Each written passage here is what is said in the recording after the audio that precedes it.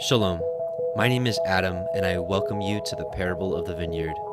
Every day, Yahuah is waking up a remnant, a group of people who are coming out of deceptions, realizing our walk is to consist of faith and obedience to His righteous commands. Each week, we read through and examine a portion of the Torah, allowing the Spirit of the Most High to guide, teach, and open our eyes and ears to the wondrous matters out of His law. Join us as we seek to be refined by His Word, preparing ourselves for the return of our King of Kings, being faithful and obedient, walking in His way, truth, and life.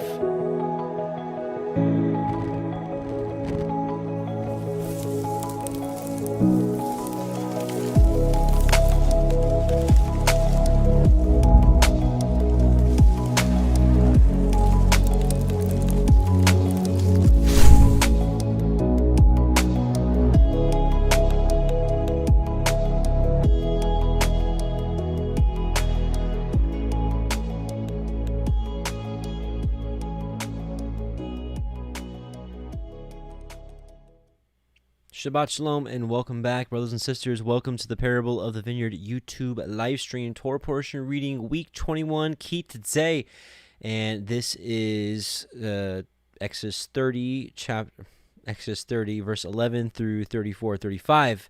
A lot to actually go over in this. We actually have the glory, the glory passing by Moshe. Also, unfortunately, the golden calf, and that's actually why you don't see the picture of the Torah portion behind me right now, because I just realized that golden calf was like right over my head, and I'm like, okay, we'll just not do that right now. So anyways, so with that, lot to go over, so no dilly-dallying on my part. So let's quickly get into prayer and ask the Most High to bless this study, and we'll get on with the Torah portion. So, Heavenly Father, Most High, Yahuah, we just come before you as a congregation, public gathering of your people, wanting to read from your word and to learn and to glean from it, because we want to be hearers and doers of your word, O Yahuah, Most High. And we ask you to open our eyes to see the wondrous matters out of your Torah, and help us to take heed thereof and to walk out your commands, and neither deviate to the left or to the right. We ask these things in Messiah Yahusha, whom you sent, in whom we believe. We bless you. Amen and amen. So with that, I'm going to make sure you're awake real quick.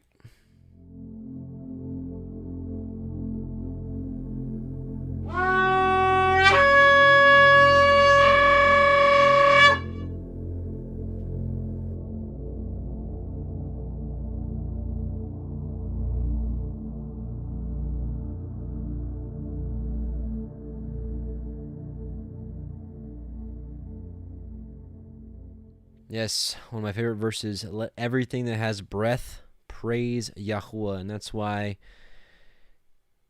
once in a while, I'll make sure that my animals know the good news. It says everything that has breath, right? It doesn't say just man. So anyways, let's get on with the Torah portion, where again, we're at Shemot, Exodus 30, verse 11.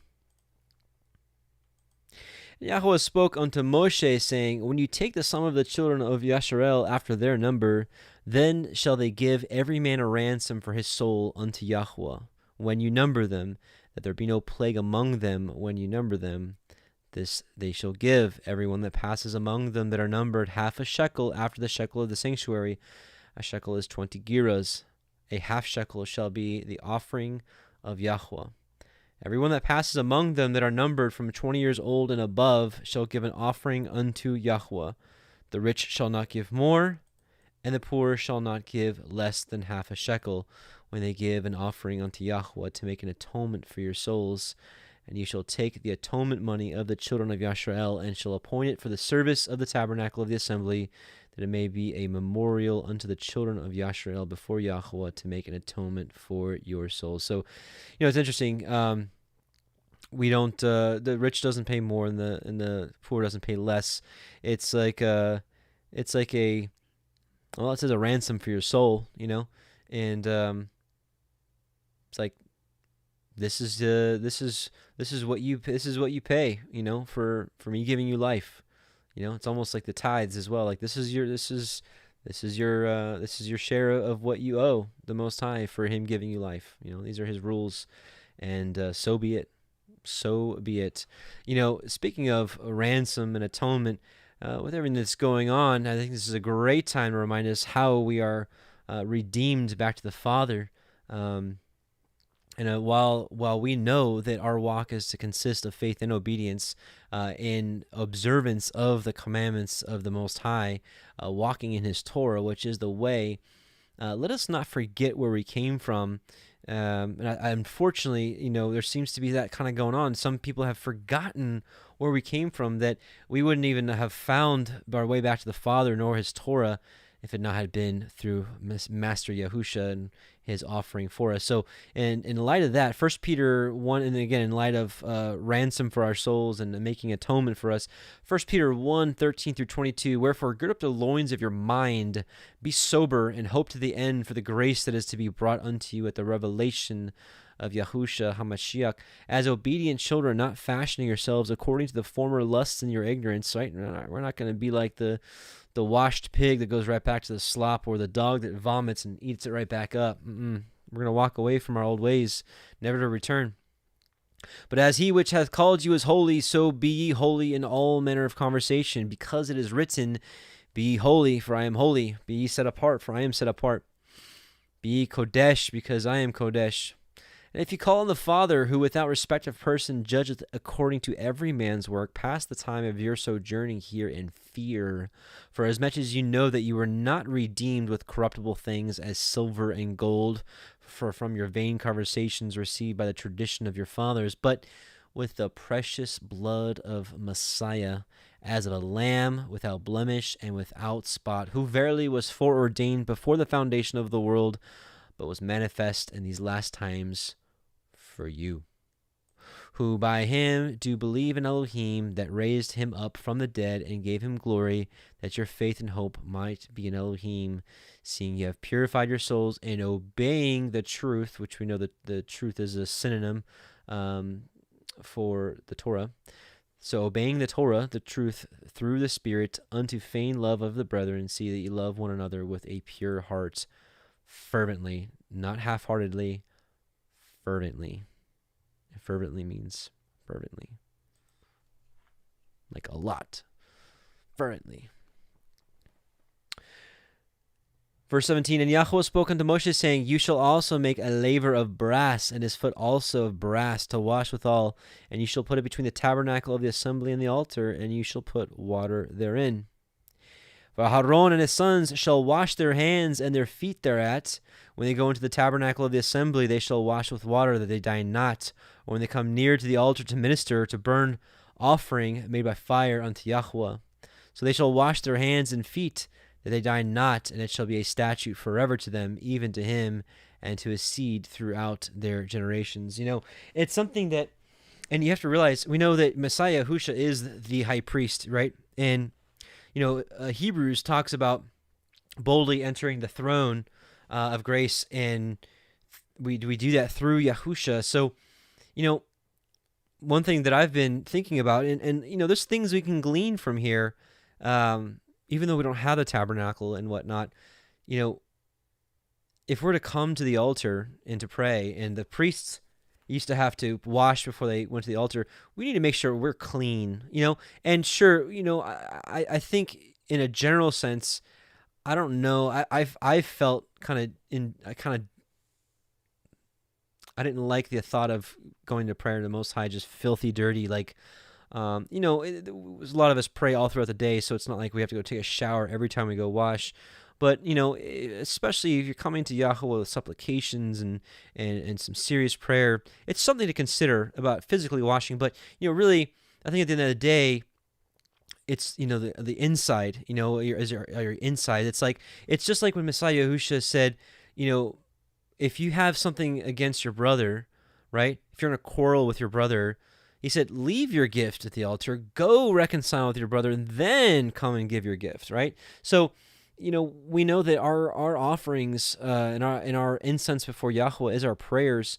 So we should definitely take hold of Messiah's words, and we should be clean, not just outside, but inside. Again, there's something about maybe going for a run and being all sweaty and coming back and just getting on your knees. Maybe just wash first. I don't know, just something to consider. But really, I think the most important part and really the heart of it is clean on the inside, because he accused the rightly so accused the Pharisees of being clean on the outside, but on the inside they were full of the dead man's bones. They were like a whited sepulcher, right? All pretty and nice on the outside, but on the inside just full of garbage. So I think we should look at both, really. But and again, I'm not saying like every time you pray and you go take a shower or wash your hands. That's not what I'm saying. I'm just saying that. And again, I didn't preface this. Is if you're new, if you're just stopping by, I don't consider these teachings of Torah. I'm really learning myself, so I'm really sharing with you what my weekly studies are. So like during the week, I'll study this and I'll take notes, and here we are, and I like to share my notes as we go along with this, because I still have a lot to learn with Torah. So just my thoughts about just being filthy dirty and then going to Most High in prayer. If the priest had to wash, why shouldn't we?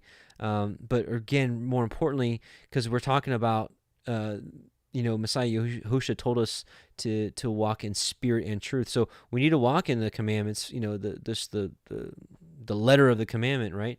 But there's more to it, in the spirit of it. And so really, these priests washing before they enter the tabernacle, let us also consider the washing of the insides of us, and asking the Most High to renew a pure heart within us and to be cleansed from the inside, to really change us from the inside out. So just some things to consider.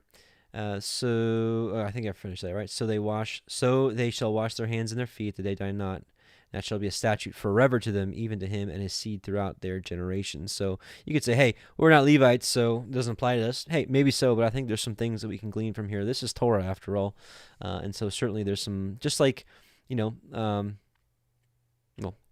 talk about that another time. So, all right, so let's go to Exodus 30:22.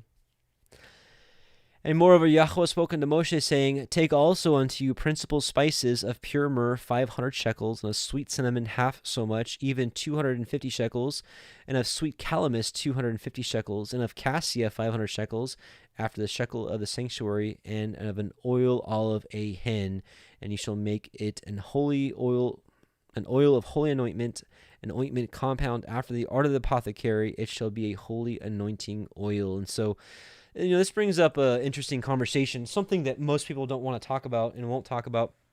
But tough subjects. It doesn't really scare me. So there's a study that's gone around that says this here of sweet calamus, and it's something that I've looked into myself. You look at calamus. Calamus is actually it's a poisonous plant. Calamus is a worthless plant that you can just find just anywhere, strewn across any kind of wetlands, with very little value. And ingested calamus may be toxic, leading to its commercial ban in the United States. This is a dangerous plant. It's poisonous, but for whatever reason, the translators decided to translate. What we'll see here in the interlinear. So the Hebrew word here. So cannabosum is cannabosum is what was used here for sweet-smelling cane or fragrant cane. They translate it as sweet calamus. Now, some people would say, hey, cannabosum, cannabis. And maybe so. Cannabis obviously is a very beneficial plant to the body. And some of you, especially the older generations, you'll probably be freaking out right now and never going to return to the channel, and that's fine. But I'm here to share with what the Most High has shared with me. Cannabis has been utterly demonized by really this country for a long time. It started in the 1920s with movies like Reefer Madness, and really just a campaign to just get everybody away from it.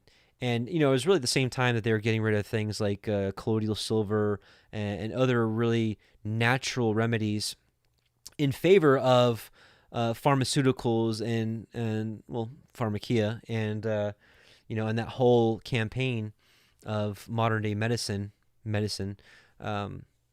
which is really just man-made, synthesized stuff in favor of things found in nature. So, I want to be very careful here, and because I have seen cannabis be a total stumbling block for people. Cannabis, in my opinion, is a medicine. I have seen people that have, quite frankly, abused cannabis and turned into potheads. And, I don't think that's what Yahuah wants from us at all.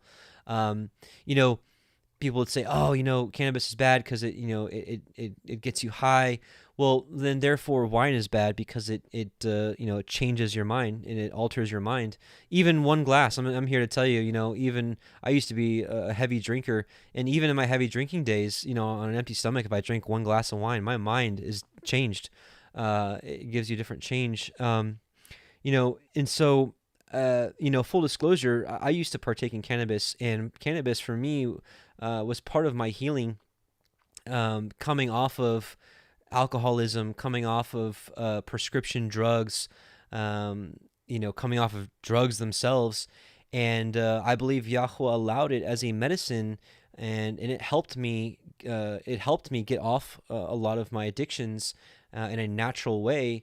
And it's something that I used for quite a few years. But there was a time where I realized that I was healed, and I put the stuff down.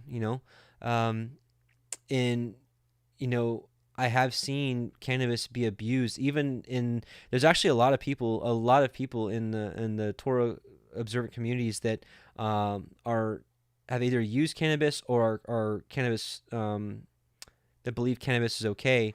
But I'm here to tell you that I think it's not for everybody. It's not. And me sharing the benefits of cannabis in no way, shape, or form is, Adam says cannabis is okay, so I should go try it. That's not what I'm saying at all. It's the same reason why I wouldn't say, hey, go drink some wine, other than maybe Passover, where it's a feast day to Yahuah and it's part of the celebration.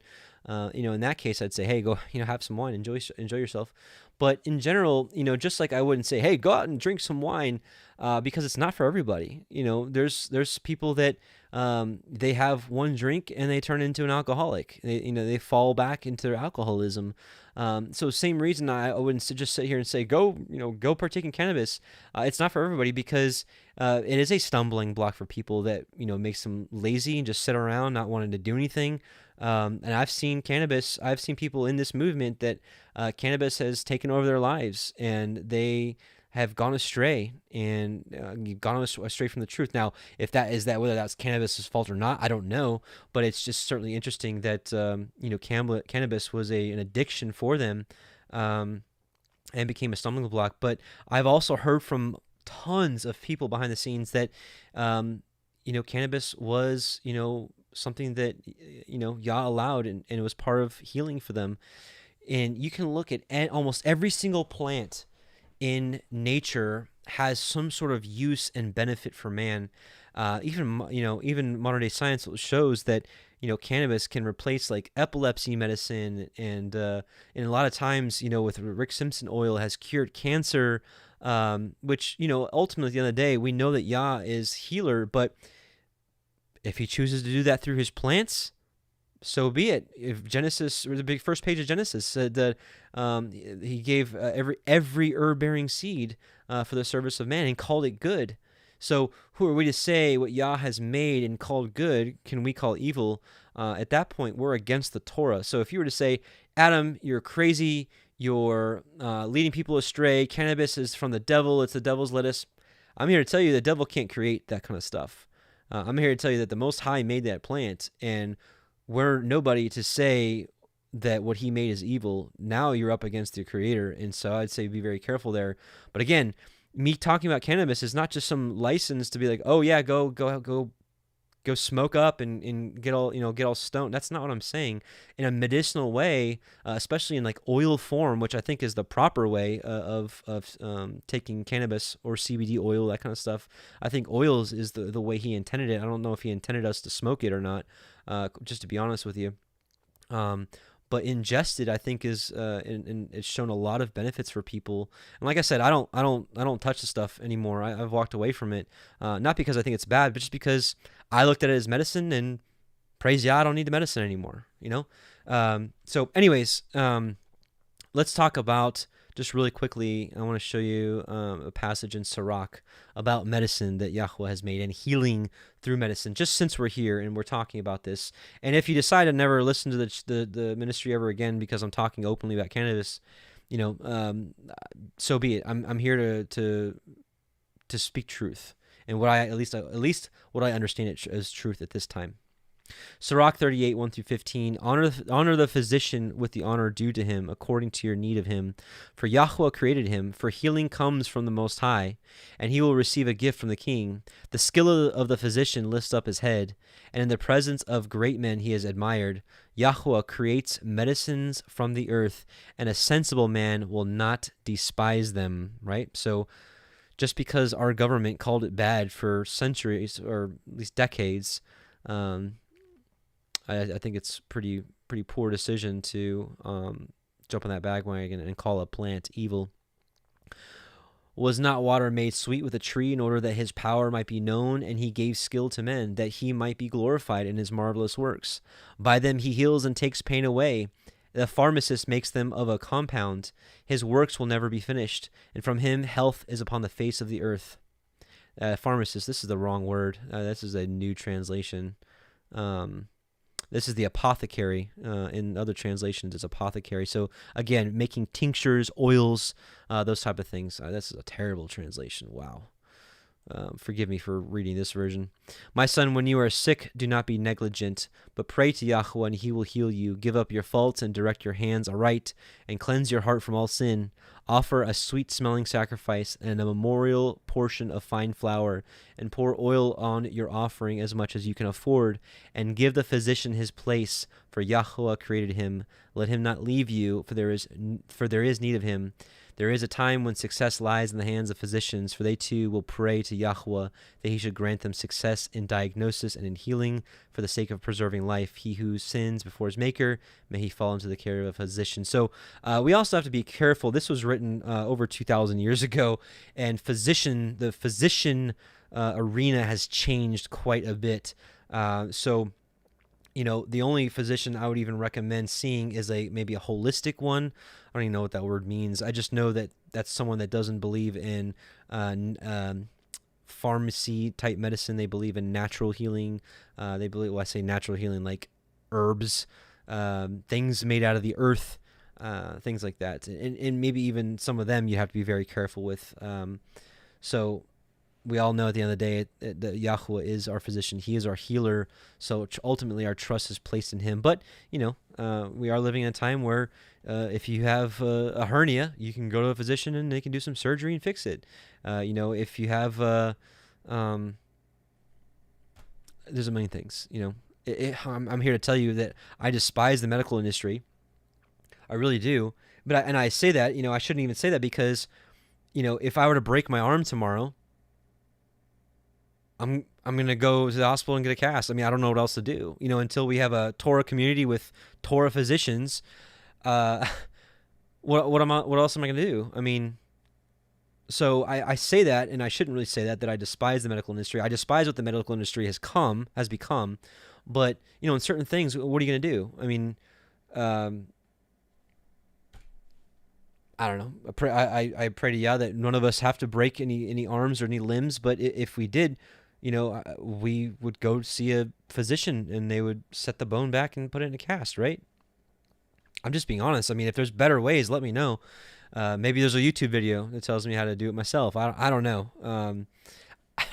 I don't know. Anyways, enough about this topic. Let's move on. So I just wanted to share that with you and be open with you, because if you feel that me ever using cannabis is a no-no in your book, now you have plenty of reasons, not to listen. Not that I'm looking to give you reasons not to listen, but I'd rather just be open with you. And if that's something that you think is, or my opinion of cannabis, because again, I don't partake in it now, but if my past use is something that would offend you, I would rather you know than not know and listen and be offended some point later in the future. So Just moving on.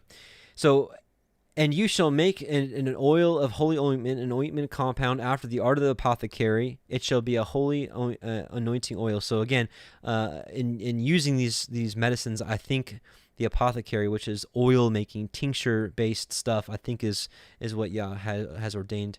And you shall anoint the tabernacle of the assembly therewith, and the ark of the testimony, and the tabernacle, and the table and all his vessels, and the menorah and all his vessels, and the altar of incense, and the altar of burnt offering with all his vessels, and the laver and his foot. And you shall sanctify them, that they may be most holy. Whatsoever touches them shall be holy. And ye shall anoint Aharon and his sons, and consecrate them, that they may minister unto me in the priest's office. And ye shall speak unto the children of Yisrael, saying, This shall be a holy anointing oil unto me throughout your generations.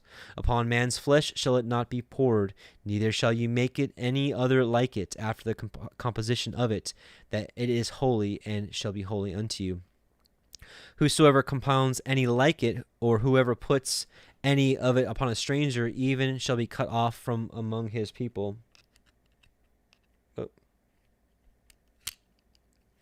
And Yahuah said unto Moshe, Take unto you sweet spices, stacte, and onycha, and galbanum, these sweet spices with pure frankincense, of each shall there be a like weight. And you shall make it a perfume, a confection after the apothecary, tempered together, pure and holy. And you shall beat some of it very small, and put of it before the testimony in the tabernacle of the assembly, where I will meet with you, and it shall be unto you most holy. As for the perfume which you shall make, ye shall not make to yourselves according to the composition thereof. It shall be unto you holy for Yahuah. Whosoever shall make like unto that, to smell thereto, shall even be cut off from his people. So, chapter 31. Yahuah spoke unto Moshe, saying, See, I have called by name Betzalel, the son of Uri, the son of Horai, of the tribe of Yehudah. And I have filled him with the Ruach Elohim in wisdom and in understanding and in knowledge and in all manner of workmanship, to devise cunning works, to work in gold and in silver and in brass, and in cutting of stones to set them, and in carving of timber, to work in all manner of workmanship. And I, behold, I have given with him Aholiab, the son of Ahisamach, of the tribe of Dan, and in the hearts of all wise-hearted I have put wisdom, that they make all that I have commanded you. The tabernacle of the assembly, the ark of the testimony, and the mercy seat that is thereupon, and all the furniture of the tabernacle, and the table and his furniture, and the pure menorah with all his furniture, and the altar of incense, and the altar of burnt offering with all his furniture, and the laver and his foot, and his cloths of service, and the holy garments of Aharon the priest, and the garments of his sons to minister in the priest's office, and the anointing oil, and the sweet incense for the holy place. According to all that I have commanded you shall they do. This is a big one. And Yahuah spoke unto Moshe, saying, Speak also unto the children of Yisrael, saying, Truly, my Shabbatot shall ye guard, my Sabbaths shall ye guard, for it is a sign between me and you throughout your generations. Throughout your generations, period. That's forever. That you may know that I am Yahuah Mekodishkem, Yahuah who sanctifies you. You shall guard the Shabbat, therefore, for it is holy unto you. Everyone that defiles it shall surely be put to death. For whosoever does any work thereon, that soul shall be cut off from among his people. 6 days may work be done, but in the seventh is the Shabbat of rest, holy to Yahuah. Whosoever does any work in the Shabbat, he shall surely be put to death. Wherefore the children of Yisrael shall guard the Shabbat, to keep the Shabbat throughout their generations for a perpetual covenant. It is a sign. Here's the second time he's saying it, right? The second time he's saying it's forever. The second time he's saying it is a sign between me and the children of Yisrael forever. For in 6 days Yahuah made the heavens and the earth, and on the seventh day he rested and was refreshed. And he gave unto Moshe, when he had made an end of the communing with him upon Mount Sinai, 2 sapphires of testimony, sapphire stones written in the finger of Elohim. So again, remember, the commandments, they're not like stone like you see here. They were actually like sapphire, like that. So a couple things. So let's talk about this. This sign, this mark, it's amazing. Let's take a look at a few verses here. So Deuteronomy 6, 4 through 9. Hear, O Yisrael, Yahuah our Elohim is one Adonai, and thou shalt love Yahuah thy Elohim with all thine heart, and with all thy soul, and with all thy might. And all these words which I command you this day shall be in your heart, and you shall teach them diligently unto your children, and shall talk of them when you sit in your house, and when you walk by the way, and when you lie down, when you rise up. And thou shalt bind them for a sign upon thine hand. They shall be as frontlets between your eyes, and you shall write them upon the posts of your house and on your gates. So here's that sign again. And if you look at, if you actually look at the Hebrew on this word sign is ot, which actually could mean as well like a mark, a distinguishing mark. The Hebrew word is ot, and so it's a sign, a signal, a distinguishing mark, a banner, remembrance, miraculous sign, omen, warning, token, ensign, standard, miracle, proof.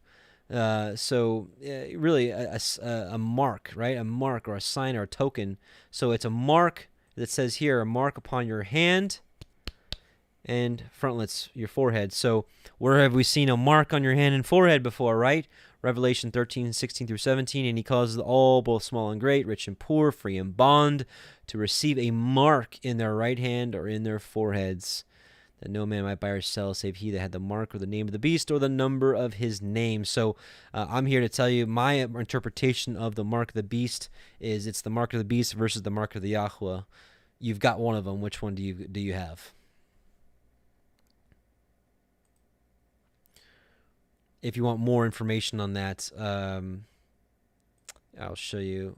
I've got a short video really explaining my full position on that. And I know you're going to say, vaccine this, there I said that word, this, that, and the other. And I hear you. I really do. I really, really hear you. But I think there's something way more important than that. And it's right here. It's actually part of it's the homepage. These are the different playlists I have pinned. And here's the Mark of the Beast / Mystery Babylon. If you haven't seen this series, I would highly recommend it. But this one's 18 minutes. I fully go through my position that the Mark of the Beast is really, at the end of the day, the absence of the mark of Yahuah. I really believe that you're carrying one mark, one or the other. And I believe it's a mark that's carried throughout time. It's not just something that it's in the last days. Surely I do believe that there's going to be some stuff physically where if you don't take this or that, then you won't be able to participate in commerce, in mainstream commerce anymore. That's a whole different story. But really, at the end of the day, we're talking about a saving mark or a damning mark. I really believe we're talking about who you obey. And if you're not obeying the Most High, you're obeying either yourself or obeying a false god or false religion, something. So anyways, it's called Avoiding the Mark of the Beast 2020. So the Sabbath is a sign forever, and praise Yah, we're doing this on the Shabbat right now. And so obviously, if you're looking at the Torah portions, you probably are pretty zealous about the Shabbat like me, or you might be new. And if you're just trying it out and you're thinking that the Sabbath is probably the right thing to do because it's the commandment number 4 and it's probably the most broken commandment, I'm here to say I think it's a really important one. And if there ever really is something physical, manifested in this life, instead of a jab in the arm, I'm more inclined to believe that it's going to be a Sunday observance versus a seventh-day Shabbat observance, because the Beast of Revelation is the Roman Catholic Church, and they have gone on record saying that Sunday is their mark of authority. So again, it's going to come down to obedience. Who do you obey? Do you obey the beast whom the dragon gave power to? So Satan gave power to the RCC, and through them they changed the Sabbath, or they didn't change it, but they changed observance for his set apart people, that to keep the Lord's Day on Sunday rather than the seventh day Shabbat. So anyways, moving on. So the golden calf, tough part. So actually, before we move on, I want to read the Targums, actually, of that passage we just read. So we want to read the second and third paragraph. So 1, 2, oops. So 1, 2. So second and third. So this is the Targums, Aramaic Targums. And Yahuah spake to Moshe, saying, And thou shalt make a laver of brass, and its foundations of brass for purification, and shalt set it between the tabernacle of ordinance and the altar, and put water therein. And they shall take from it for a cleansing ablution. And Aharon and his sons shall sanctify their hands and their feet with water. At the time of their entering into the tabernacle of ordinance, they shall sanctify with water, that they die not by the fiery flame. It shall be to them an everlasting statute, to him and his generations forever. I don't know why I had that one written down.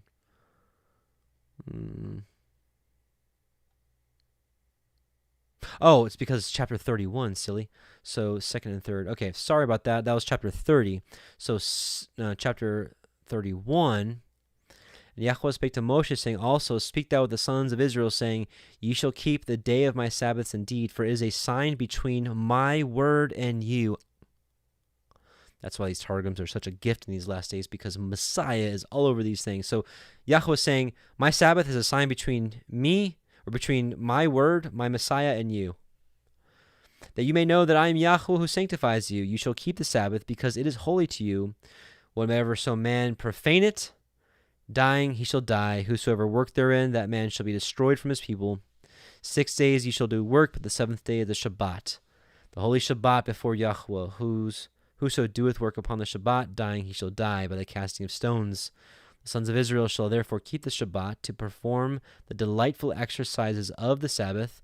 It is for your generations an everlasting statute between my word, my memra, and the sons of Israel. It is a sign forever.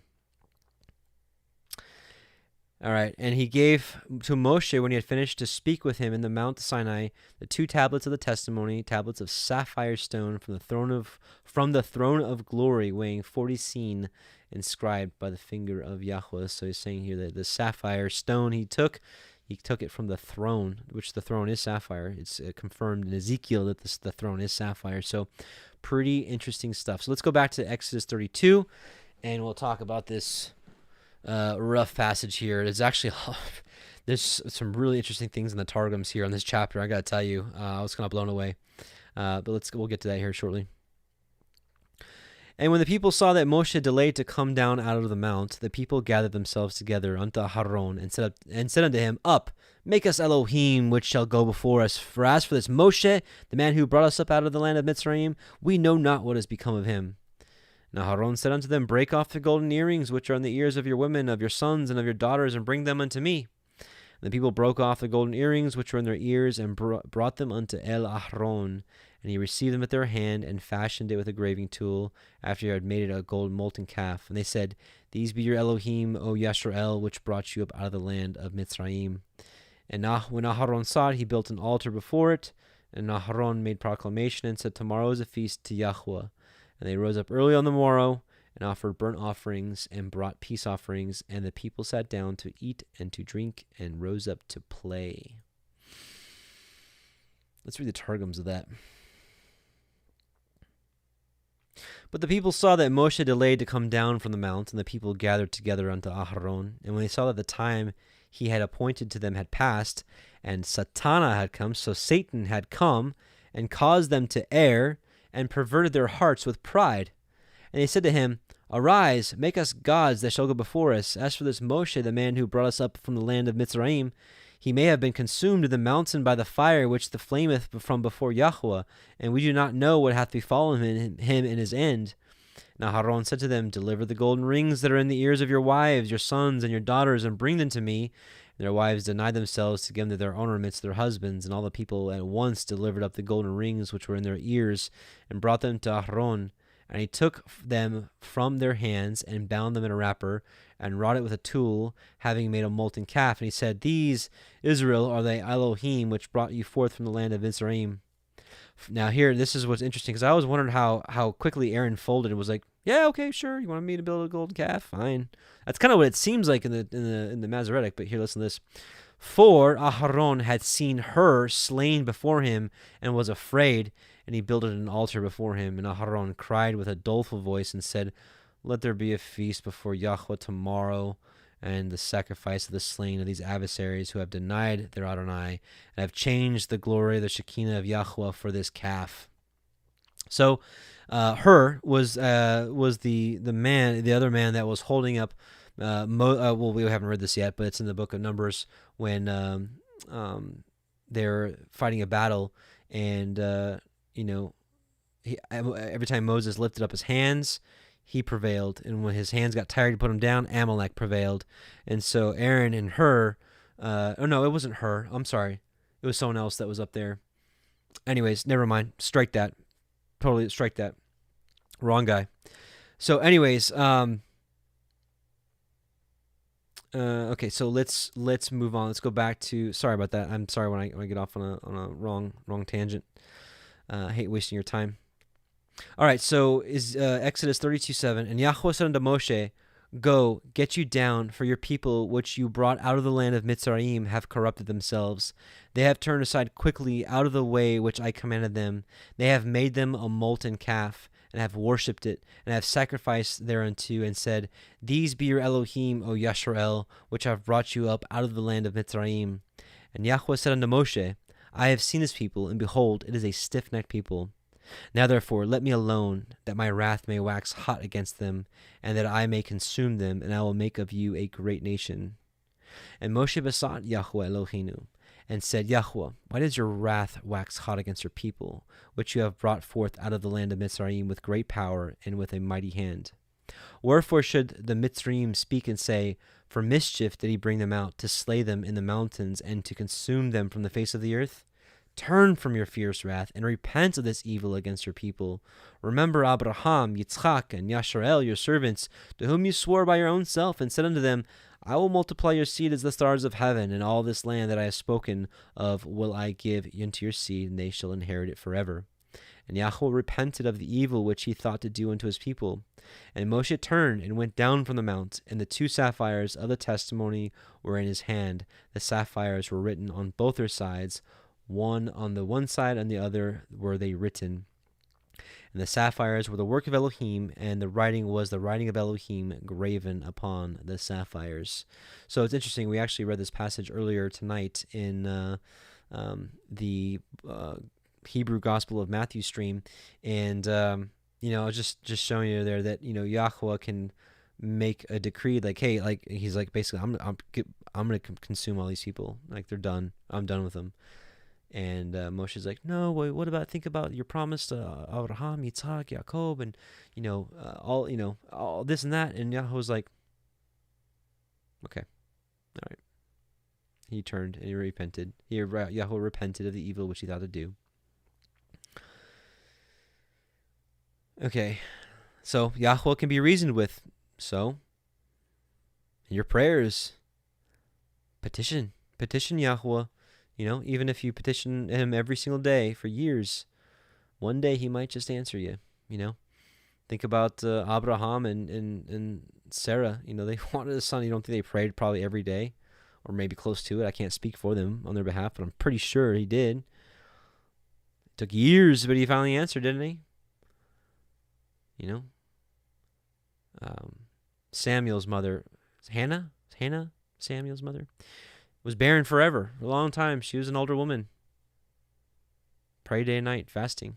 Finally delivered. Yahusha teaches that parable of the woman that went to the secular judge and wanted justice. And he wouldn't give it to her, and she kept going back, and he wouldn't give it to her. She kept going back, he wouldn't give it to her. She kept going back, he wouldn't give it to her. And he's like, all right, I've had enough of this woman. I'm just going to give her justice. And he did it. He's like, how much more will your Father listen to those who, continue in prayer, or pray? I'm paraphrasing. Pray. Continue to keep the prayer continual before him. I've got one that goes up almost every day. There's maybe a few days here and there that I might forget on accident, but one day, I feel confident. One day. That's what the word says. So in the meantime, just trust in him and not get frustrated that it's not being met, because, we don't see Abraham frustrated. They prayed. I mean, and same with Hannah. They prayed and prayed and prayed, and was like, one day you're going to answer me. And one day. And when he answers it, I'll tell you about it. Until then, I'm going to keep that prayer to myself.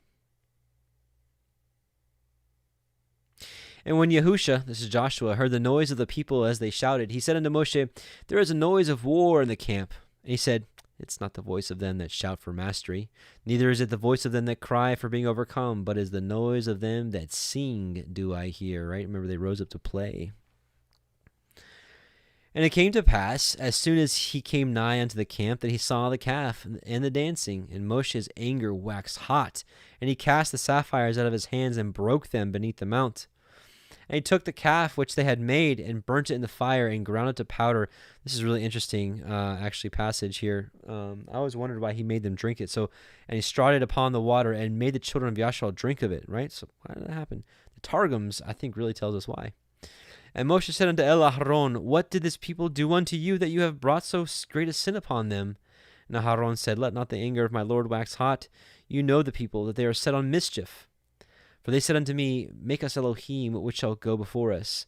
As for this Moshe, the man that brought us up out of the land of Mitzrayim, we know not what is would become of him. And I said unto them, whosoever has any gold, let them break it off. So they gave it me. Then I cast it into the fire, and there came out this calf. And when Moshe saw that the people were naked, for Aharon had made them naked unto their shame among their enemies, which we're actually going to learn what this means. They weren't they weren't like bearskin naked. You'll actually see in the Targums what that means. And Moshe stood at the gate of the camp and said, who is on Yahweh's side? Let him come unto me.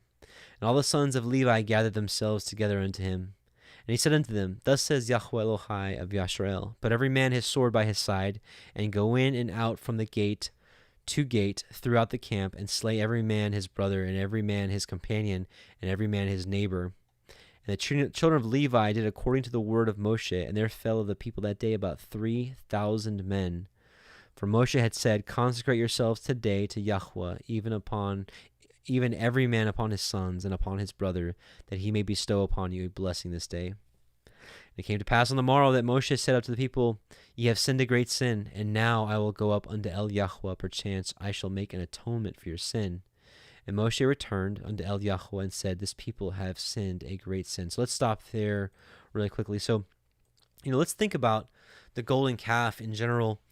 And, Christianity has really done a great job of reforming the golden calf. And let me explain, obviously Catholicism, the images are there. They literally, it's part of their service, bowing down to these images, putting incense before images.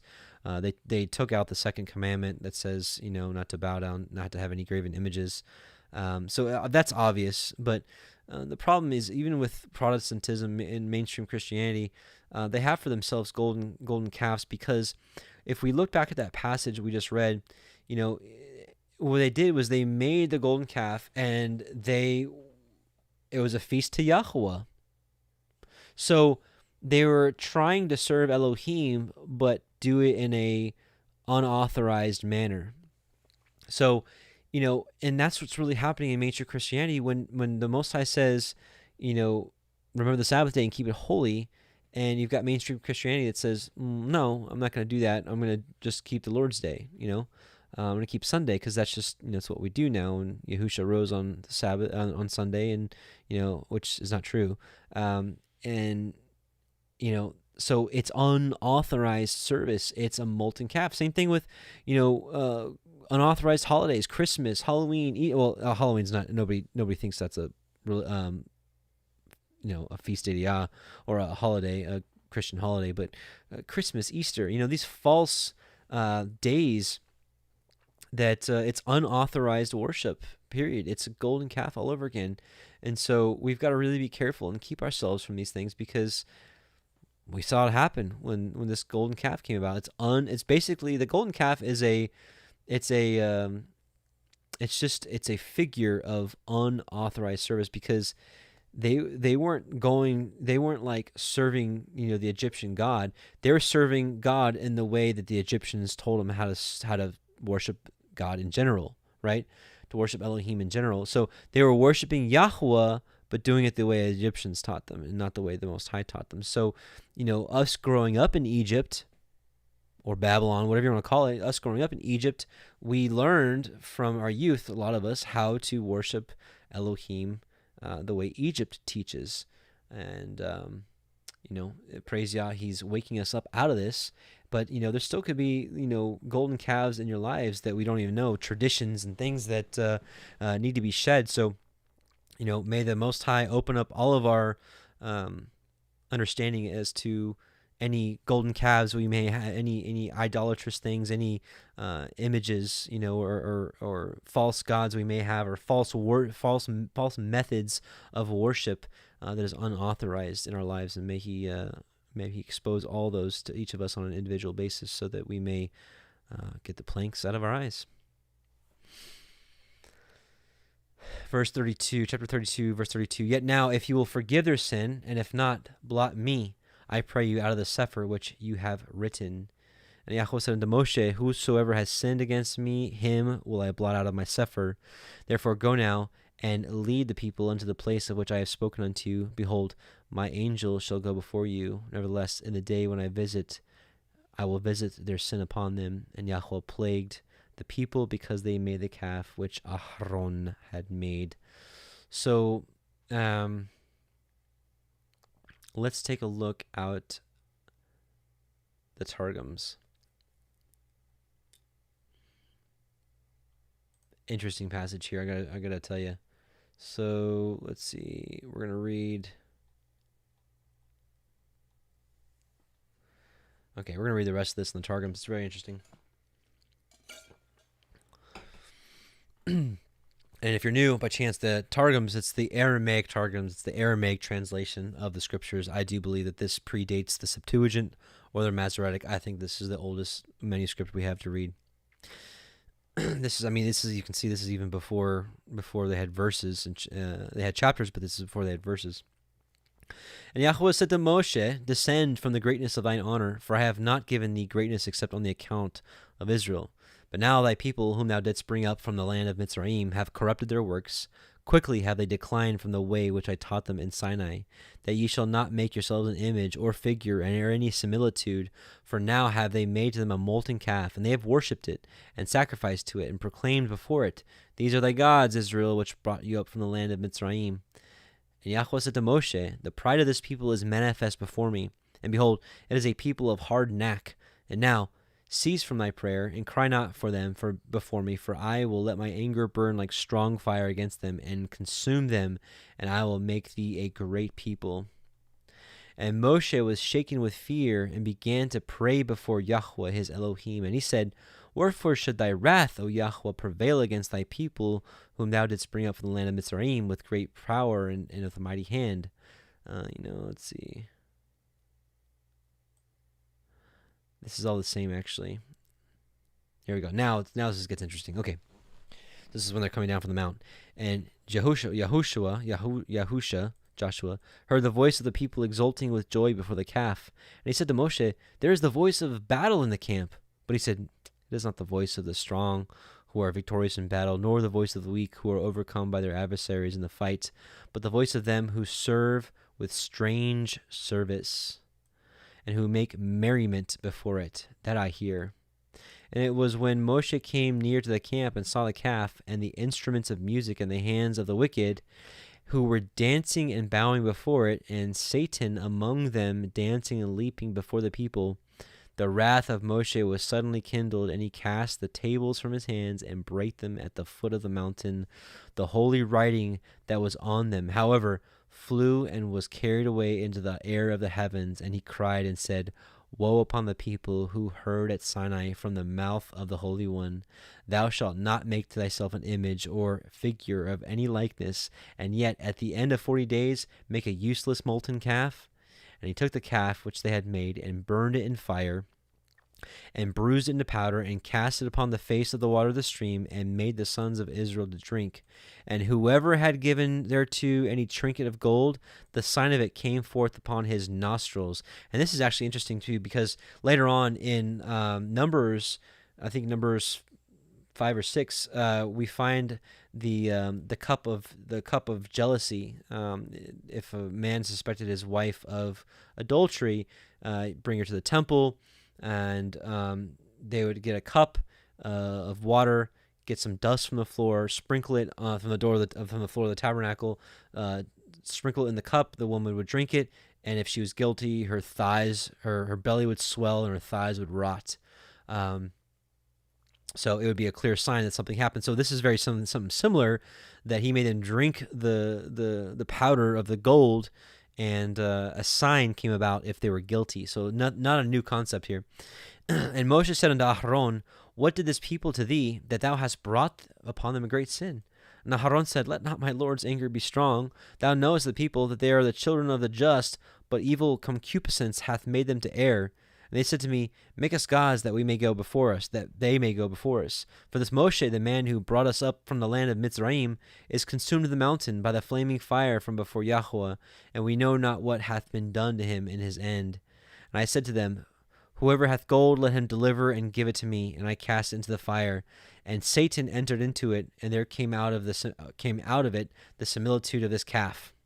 And Moshe saw that the people were naked, for they had been stripped by the hand of Aharon of the holy crown which was upon their head, inscribed and beautiful with a great and glorious name, and that their evil report would go forth among the nations of the earth, and they would get them an evil name into their generations. So they were stripped of it looks like they were holy crowns, because, it is interesting, because in Exodus 19, at the marriage ceremony, they were to be a holy nation, a nation of priests, and we know that these priests were crowned. So here I want to show you. So we talked about the gemstones last week. If you were with us last week, talking about the gemstones on the breastplate, which was really interesting. And those gemstones were they represented the children of the Most High, the 12 tribes.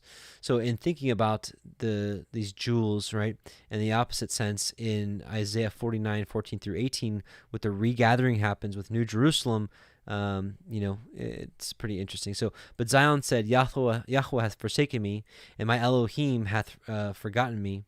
Can a woman forget her sucking child, that she should not have compassion on the son of her womb? Yea, they may forget, yet will I not forget thee.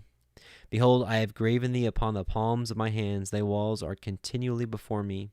Thy children shall make haste, thy destroyers, and they that made thee waste shall go forth of thee.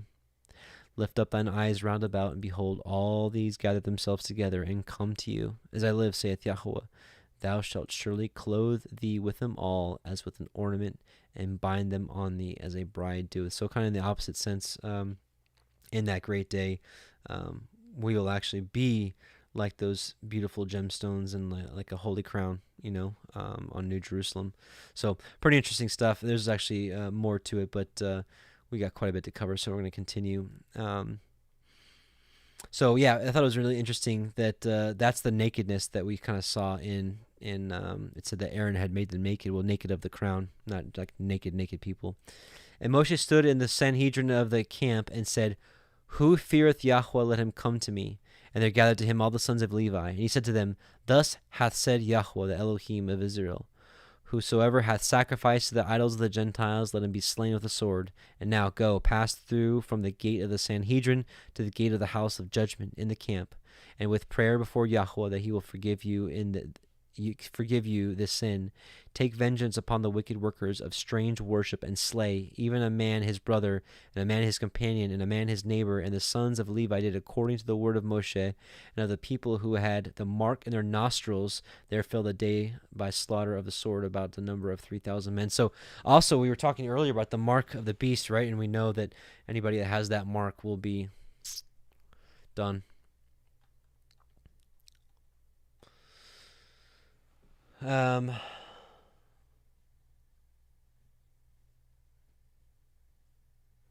okay, we'll stop there. So anyways, I thought it was pretty interesting, And you've got Satan dancing around there with them, leading them astray.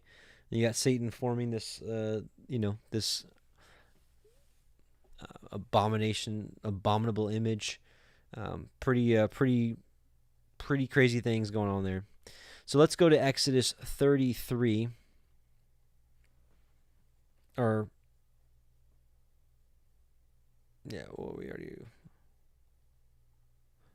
Exodus 33. And Yahuah said unto Moshe, depart and go up hence, and you and the people which you have brought up out of the land of Mitzrayim, unto the land which I swore unto Abraham to Yitzchak and to Yaakov, saying, unto your seed will I give it. And I will send an angel before you, and I will drive out the Canaanites, and the Amorites, and the Hittites, and the Perizzites, and the Hivites, and the Jebusites, unto a land flowing with milk and honey, for I will not go up in the midst of you, for you are a stiff-necked people, lest I consume you in the way. And when the people heard the evil report, they mourned, and no man did put on his ornaments. For Yahuah had said unto Moshe, say unto the children of Yisrael, you are a stiff-necked people. I will come up into the midst of you in a moment and consume you. Therefore now put off your ornaments from you, that I may know what to do unto you. And the children of Yisrael stripped themselves of their ornaments by the Mount Horeb. And Moshe took the tabernacle and pitched it without the camp. And this is more about the jewels and that kind of stuff, the ornaments we were talking about earlier. And Moshe took the tabernacle and pitched it without the camp, afar off from the camp, and called it the tabernacle of the assembly. And it came to pass that every one which sought Yahuah went out unto the tabernacle of the assembly, which was without the camp. And it came to pass, when Moshe went out unto the tabernacle, that all the people rose up, and stood every man at his tent door, and looked after Moshe, until he was gone into the tabernacle.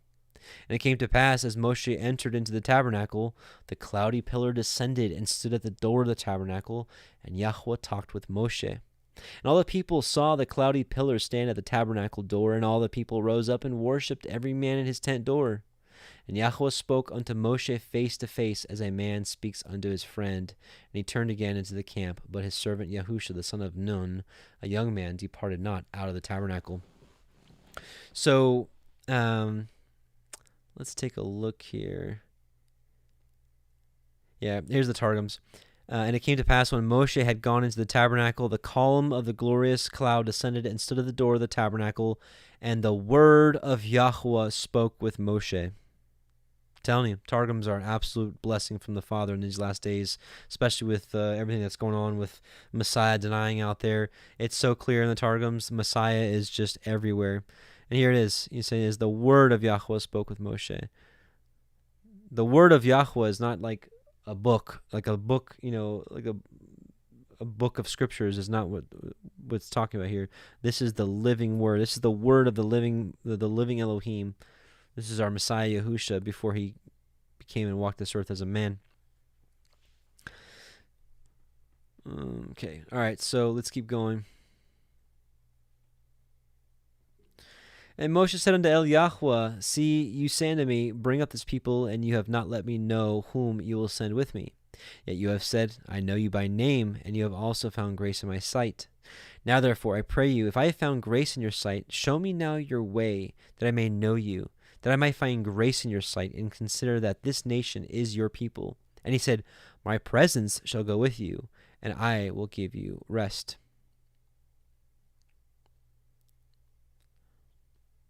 Yeah, okay, did I have something here? Yeah. So, and he said, my presence shall go with you and give you rest. Anyways, long story short, it's just talking about his angel, the angel of his presence. And Isaiah 63, 1-9, this is the angel that goes before them. So it's talking about, sending the angel before him. He says, my presence shall go with you. And I believe he's talking about the angel of his presence. So Isaiah 63, 1-9, who is this that cometh from Edom with dyed garments from Bozrah? This that is glorious in his apparel, traveling in the greatness of his strength? I that speak in righteousness, mighty to save. So this is talking about Messiah Yahusha. This is, his garments are dipped in blood when it talks about in Revelation. Wherefore art thou red in thine apparel, and thy garments like him that treadeth the wine fat? I have trodden the winepress alone, and of the people there is none with me, for I will tread them in mine anger, and trample them in my fury, and their blood shall be sprinkled upon my garments, and I will stain all my raiment. For the day of vengeance is in my heart, and the year of my redeemed is come. And I looked, and there was none to help, and I wondered that there was none to uphold. Therefore mine own arm, my right hand, brought salvation unto me, and my fury it upheld to me. And I will tread down the people in mine anger, and make them drunk in my fury, and I will bring down their strength to the earth. I will mention the loving kindness of Yahuah, and the praises of Yahuah, according to all that Yahuah hath bestowed upon us. and the great goodness toward the house of Israel, which he hath bestowed on them according to his mercies, according to the multitude of his loving kindness. Loving kindness is. For he said, surely they are my people, children that will not lie. So he was their Savior. In all their affliction he was afflicted, and the angel of his presence saved them. In his love and in his pity he redeemed them, and he bare them and carried them all the days of old. So this is talking about that angel that went before them, the angel of his presence, and he said, my presence shall go with you, and I'll give you rest. So the angel of his presence went with them. And he said to them, if your presence go not with me, carry us not up hence. For wherein shall it be known here that I and your people have found grace in your sight? Is it not in that you go with us? So that we shall be separated, I and your people, from all the people that are upon the face of the earth. And Yahuwah said unto Moshe, I will do this thing also that you have spoken, for you have found grace in my sight, and I know you by name. And he said, I beseech you, show me your glory. Right? He's like, come on, let me see it. And he said, I will make all my goodness pass before you, and I will proclaim the name of Yahuwah before you, and will be gracious to whom I will be gracious, and I will show mercy upon whom I shall have mercy. And he said, you cannot see my face, for there shall no man see me and live. And Yahuwah said, behold, there is a place by me, and you shall stand upon a rock, and it shall come to pass while my glory passes by, that I will put you in a cleft of the rock, and will cover you with my hand while I pass by. And I will take away my hand, and you shall see my back parts, but my face shall not be seen. So, again, this ties into the angel of Yahuwah. I highly recommend it.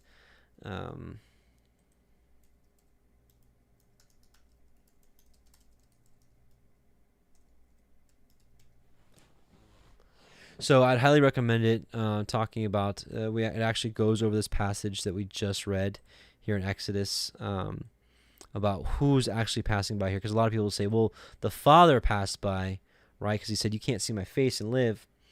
What's interesting is, Messiah Yahusha says, no man has seen Elohim at any time, and I believe that's true.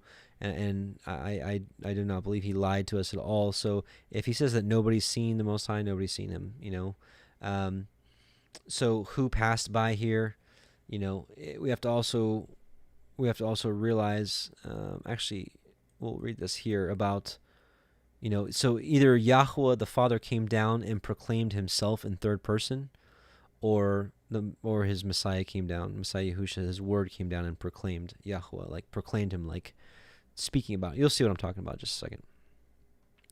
So Exodus 34:1, and Yahuwah said unto Moshe, hew you 2 sapphire stones like unto the first, and I will write upon these sapphires the words that were in the first sapphires, which you broke. And be ready in the morning, and come up in the morning unto Mount Sinai, and present yourself there to me in the top of the mount.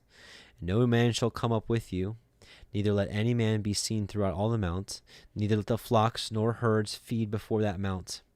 And he hewed 2 sapphire stones like unto the first. And Moshe rose up early in the morning, and went up to Mount Sinai, as Yahuwah had commanded him, and took in his hand the 2 sapphire stones. And Yahuwah descended in the cloud, and stood with him there, and proclaimed the name of Yahuwah. So, and Yahuwah passed by him. Again, I think this is Messiah Yahusha, not yet revealed. And Yahuwah passed by before him, and proclaimed, Yahuwah, Yahuah El, merciful and gracious, long-suffering, and abundant in goodness and abundant in goodness and truth, keeping mercy for thousands, forgiving iniquity and transgression and sin, and that will by no means clear the guilty, visiting the iniquity of the fathers upon the children, and upon the children's children, unto the 3rd and 4th generation. So again, either the Father came down and proclaimed himself in a third-person sense, or I believe truly Messiah Yahusha came down. And if you want to know more about this, right here, it's something that I would highly recommend. And here looks like you can watch a video that looks like it have an opposite conclusion. So, well, the angel of Yahuwah cannot be Yahuwah, and I agree with that. So yeah, I believe it's not the Father. I believe that the angel of Yahuwah is Messiah Yahusha. So if you want to put that to the test, I would recommend it. I thought that this really made sense of the whole father-son dynamic and everything for me, this study. So it's something that I've been thinking about for many years, and finally I feel like the Most High helped me put it together. And Moshe made haste and bowed his head toward the earth and worshipped. And he said, If now I have found grace in your sight, O Adonai, let my Adonai, I pray you, go among us, for it is a stiff-necked people, and pardon our iniquity and our sin, and take us for your inheritance. Exodus 34:10, and he said, Behold, I cut a covenant before all your people. I will do wonders such as have not been done in all the earth, nor in any nation, and all the people among which you are shall see the work of Yahuwah, for it is a terrible thing that I will do with you. Guard that which I command you this day. Behold, I drive out before you the Amorite, and the Canaanite, and the Hittite, and the Perizzite, and the Hivite, and the Jebusite.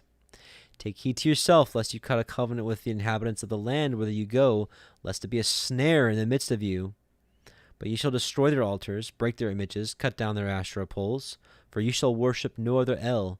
For Yahuwah Kana, Yahuwah is jealous, is my name. He is a jealous El. Lest you cut a covenant with the inhabitants of the land, and they go a-whoring after their Elohim, and do sacrifice unto their Elohim, and one call you, and you eat of his sacrifice. And take of their daughters unto your sons, and their daughters go a-whoring after their Elohim, and make your sons go a-whoring after their Elohim. You shall make no molten Elohim. The feast of matzah, unleavened bread, shall you guard. 7 days shall you eat matzah, unleavened bread, as I commanded you, in the time of the month Abib. For in the month Abib you came out from Mitzrayim.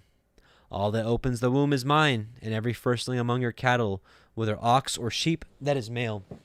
But the firstling of an ass you shall redeem with a lamb, and if you redeem him not, then shall you break his neck. All the firstborn of your sons you shall redeem, and none shall appear before me empty. 6 days you shall work, but on the 7th day you shall rest. In earing time and in harvest you shall rest. And ye shall observe the feast of Katsir harvest, and the first fruits of wheat harvest, and the feast of Asif, ingathering at the year's end. Thrice in the year shall all your men children appear before Yahuwah Adonai, the Elohai of Yisrael. For I will cast out the nations before you, and enlarge your borders, neither shall any man desire your land, when ye shall go up and appear before Yahuwah Elohika thrice in the year.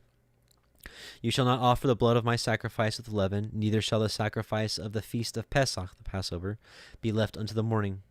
The first of the firstfruits of your land you shall bring into the house of Yahuwah Elohika. You shall not seethe a kid in his mother's milk.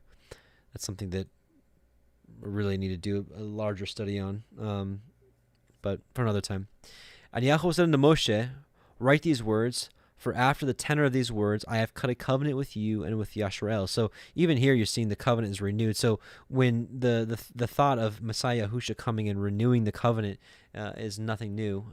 He renewed it, right? And he gave it a freshness with his magnifying the Torah, as he was prophesied in Isaiah 43. He didn't come away to do away with the Torah. He came to magnify it, right? Taught us to walk it out in spirit and truth. And he was there with Yahuwah 40 days and 40 nights, and he neither did eat bread nor drink water, and he wrote upon the sapphires the words of the covenant, the 10 Devarim. And it came to pass when Moshe came down from Mount Sinai with the 2 sapphires of testimony in Moshe's hand, when he came down from the mount, that Moshe knew not that the skin of his face shone while he talked with them. And when Aharon and all the children of Yisrael saw Moshe, behold, the skin of his face shone, and they were afraid to come near him. And Moshe called unto them, and Aharon and all the rulers of the assembly returned unto him, and Moshe talked with them.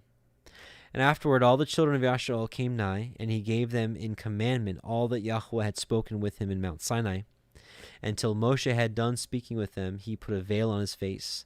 But when Moshe went in before Yahuwah to speak with him, he took off the veil until he came out. And he came out and spoke unto the children of Yisrael, which he was commanded. The children of Yisrael saw the face of Moshe, that the skin of Moshe's face shone, and Moshe put the veil upon his face again until he went in to speak with him. So that's the end of that, and I think I just want to read the Targums, just one passage. Looks like chapter 34, the second paragraph. 34, second paragraph.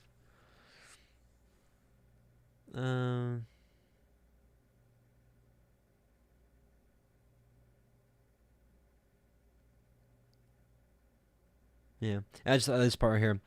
So, Yahuwah, most merciful and gracious, long-suffering, and nigh in mercies, abounding to exercise compassion and truth, keeping mercy and bounty for thousands of generations, absolving and remitting guilt, passing by rebellions and covering sins, and pardoning them who convert unto the Torah, but holding not guiltless in the great day of judgment those who will not convert. Pretty clear stuff. So praise Yah, he's opened up our eyes to his Torah, his truth in these last days. So with that, brothers and sisters, I pray that maybe something was a blessing for you in the study, but the most importantly, I pray that Yahuah was glorified, that a people are coming out of the world and wanting to be converted to his Torah. So may the Most High bless you in your journey of converting into his Torah fully. I know I'm still working that walk out as well, and want to be perfect in his eyes. Whether any of us will attain perfection, I don't know. There were a few people in the Bible that in the scriptures that said that they were. I think we should be shooting for it, no matter how many times we fall. I think we should be shooting for it. We owe that to him. He saved our lives. He sent his son to have a brutal offering up of his life for us. And I think us giving it our all is what we owe him. And I think we should want to even do it. It shouldn't be like, oh, gotta give my all. I should be like, I want it. Like, he deserves my all. There's a passage in Baruch that I actually meant to read earlier, but I'm going to read it now. This is 2 Baruch. Chapter is this? 2 Baruch 54, starting at verse 7. For I know that in regards those things wherein I besought you, I have received a response, and as regards of what I besought you did reveal to me, with that voice I should praise you, and from what members I should cause praises and hallelujahs to ascend to you. Listen to this. For if my members were mouths, and the hairs of my head voices, even so I could not give you the meat of praise, nor laud you as is befitting, nor could I recount your praise, nor tell the glory of your beauty. So, man, he just said, if every hair had a voice, I still couldn't praise you of what you deserved. So I believe that. I really do. So let's pray. Heavenly Father, O Yahuah, we praise you. Thank you for allowing us to gather together to study and read your word and to grow together. And we just can pray that you continue to bless us as we continue in the faith, that you continue to give us understanding and an obedient heart to you, a wanting and willing heart that wants to abide in your word, that wants to consistently learn about you, and to not be slack in our walk with you, but to have zeal and a fervor for you, like a zeal like Phinehas, a courage and like David, boldness like Peter, and a heart for your people, like many of the patriarchs. Oh, Yahuah, we ask you that you give us strength in this walk, and that you help us on this way, that we neither deviate to the left or the right. And we ask that you guard us and keep us and our families until Messiah Yahusha comes. And we pray he comes shortly. In Yahusha's name, we do pray and say Shabbat Shalom to you. So, brothers and sisters, I'm going to end with a song or two. So, blessings to you in Yahusha's name, and we'll see you next week. Shalom.